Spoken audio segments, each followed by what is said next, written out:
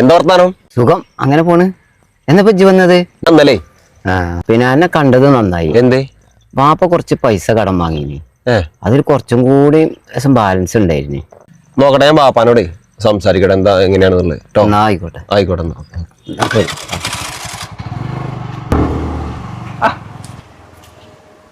എന്താ വർത്താനോ? സുന്ദരല്ലേ? എന്നെത്തി? ഞാൻ ഇന്നലെ. അത് ശരി, അനെ കണ്ടു വളരെ അമ്മയടാ. എന്തേ? വാപ്പ കുറച്ച് പൈസ തരാണ്ടേനി, അതും സെറ്റാക്കി തരാണെങ്കിൽ വലിയ ഉപകാരം. ഞാൻ വാപ്പാനോട് ചോദിച്ചോട്ടെ. ആയിക്കോട്ടെ, എന്താ ചെയ്യാം. ആയിക്കോട്ടെ, ശരി, കാണാം.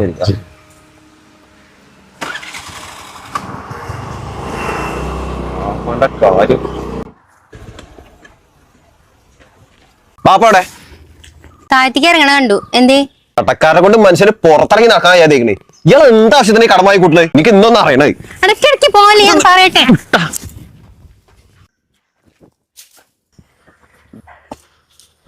ബാബാ, എന്താ മാനോ? നിങ്ങൾ എന്ത് കാര്യത്തിന് നാട്ടുകാരോട് മുഴുവൻ പൈസ കടമായി എടുക്കണേ? അതൊരു അത്യാവശ്യം വന്നപ്പോ ഞാൻ. എന്ത് അത്യാവശ്യമാണ് നിങ്ങൾക്ക്?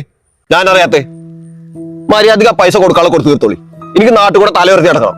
ബാപ്പ ഉണ്ടാക്കി വെച്ച കടല്ലേ, ബാപ്പ കൊടുത്തോളാം. കുട്ടി വൈലോട്ടാ, കുട്ടി പോയിക്കോളെ. നിന്നോടൊരാള് പൈസ ചോദിച്ചു വരരുത്. ഇല്ല, ചോദിക്കില്ല, പോയിക്കോട്ടെ.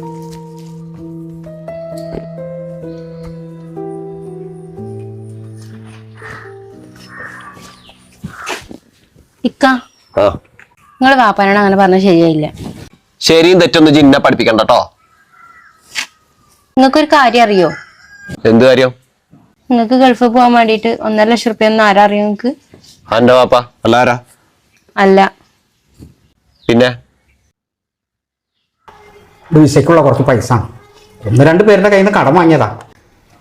ഇത് ഞാൻ തന്നാണെന്ന് പറയണ്ട, എൻ്റെ വാപ്പ തന്നാണെന്ന് പറഞ്ഞാ കേട്ടോ. എന്താ മാനേജ് കിടക്കണ്? വരയിലേക്ക് പോയില്ല? പാപ്പ നിങ്ങളോട് ക്ഷമിക്കും. എന്തിന്? ഞാനൊന്നും അറിയാതെയാണ് നിങ്ങളോട് അങ്ങനെയൊക്കെ പറഞ്ഞത്.